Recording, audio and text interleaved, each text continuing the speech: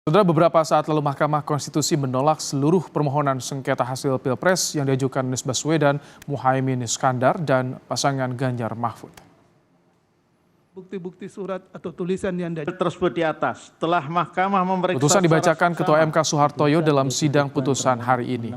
Beberapa dalil yang dinyatakan tidak beralasan menurut hukum antara lain soal politisasi bantuan sosial, cawe-cawe ataupun intervensi Presiden Joko Widodo, hingga pelanggaran prosedur oleh KPU saat menerima pendaftaran Prabowo Subianto Gibran Rakabuming Raka sebagai Capres-Cawapres.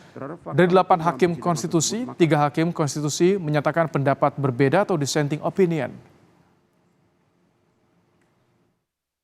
Konklusi, berdasarkan penilaian atas fakta dan hukum sebagaimana diuraikan di atas, Mahkamah berkesimpulan, eksepsi termohon dan eksepsi pihak terkait berkenaan dengan kewenangan Mahkamah, serta eksepsi pihak terkait mengenai tenggang waktu pengajuan permohonan dan kedudukan hukum adalah tidak beralasan menurut hukum.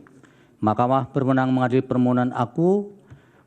Permohonan diajukan masih dalam tenggang waktu yang ditentukan oleh peraturan perundang-undangan. Pemohon memiliki kedudukan hukum untuk mengajukan permohonan aku. Eksepsi termohon berkenaan dengan pokok permohonan adalah tidak beralasan menurut hukum.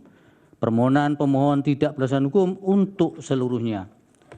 Berdasarkan Undang-Undang Dasar Negara Indonesia tahun 1945, Undang-Undang Nomor 24 Tahun 2003 tentang Mahkamah Konstitusi, sebagaimana telah diubah terakhir dengan Undang-Undang Nomor 7 Tahun 2020 dan seterusnya dianggap dibacakan.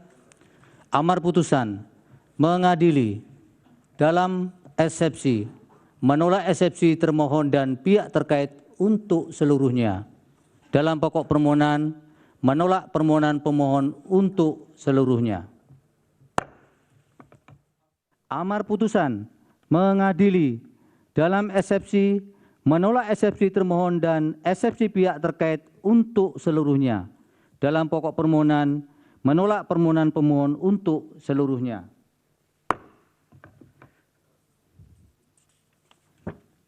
Pendapat berbeda terhadap putusan Mahkamah Konstitusi aku, terdapat pendapat berbeda dissenting opinion sebagaimana dalam permohonan nomor 1, yaitu oleh Hakim Konstitusi Saldi Isra, Hakim Konstitusi Eni Nurbaningsih, dan Hakim Konstitusi Arif Hidayat sebagai berikut yang menurut kesepakatan para hakim yang bersangkutan dianggap dibacakan.